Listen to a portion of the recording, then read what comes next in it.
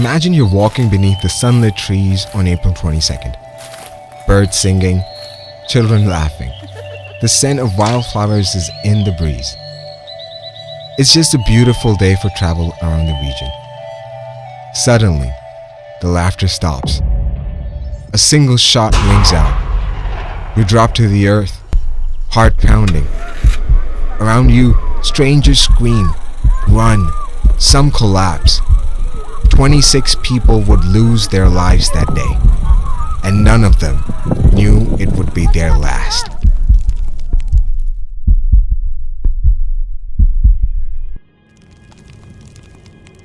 Kashmir is surrounded by our military forces, all day around, 24/7, 365. Yet, for some reason, there was no security presence in that whole region that day.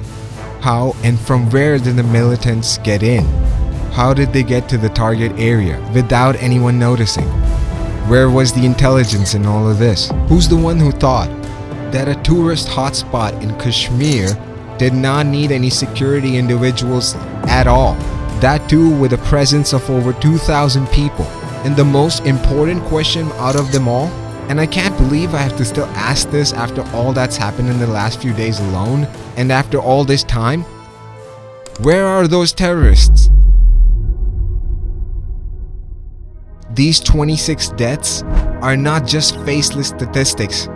They were someone's brother, sons, fathers, with families, a life, with laughter in their voices. In Delhi, a mother clutched her son's empty backpack, her tears drenching the fabric. In Mumbai, commuters lowered their head in silent tribute. Across India, grief turned to anger. Mitron, we will not let this pass, vowed the Prime Minister.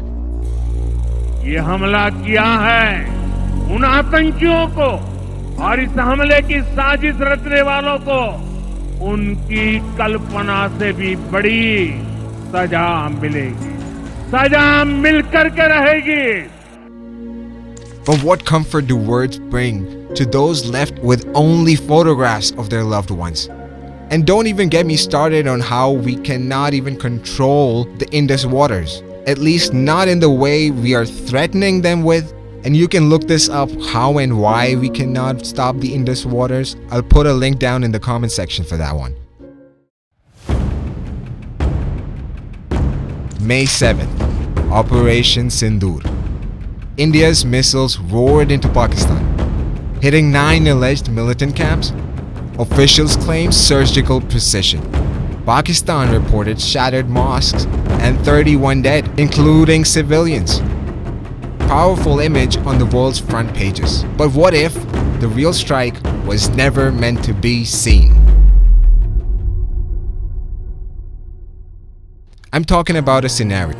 Now hear me out. What if, instead of building a lines with explosions, New Delhi had quietly removed the architects of terror? Covert operations, precision assassinations.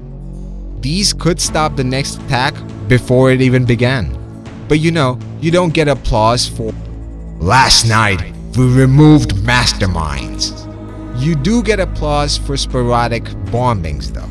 In politics, optics often outweigh the outcomes. In the days that followed, sporadic gunfire echoed along the 740 kilometers line of control. No major casualties. Yet, 2 communities trembled on the brink. One wrong move, and this uneasy ceasefire could shatter all so badly.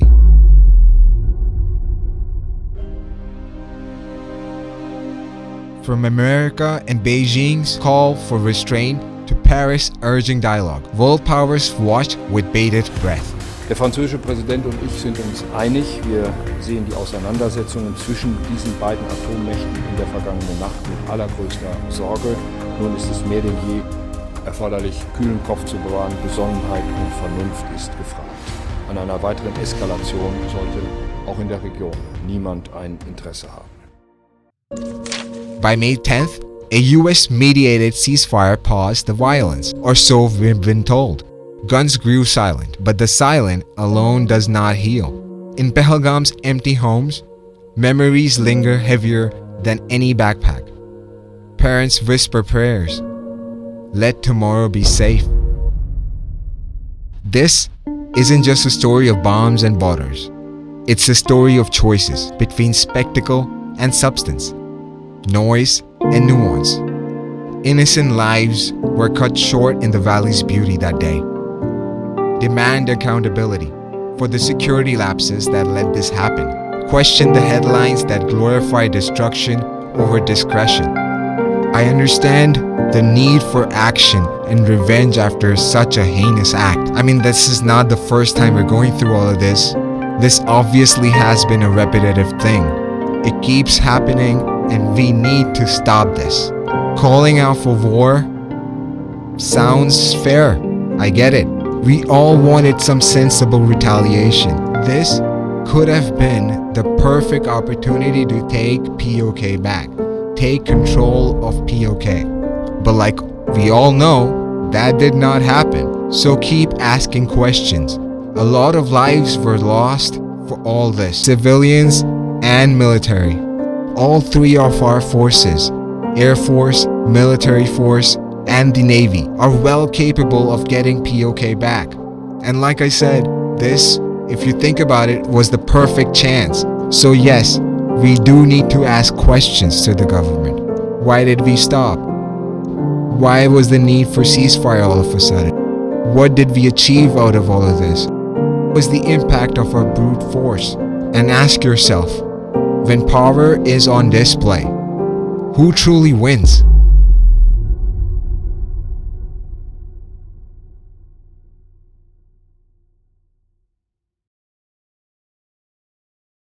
If this moved you, share your thoughts below. Subscribe for more deep dives, because behind every headline are real people whose story deserve to be heard. Until next time.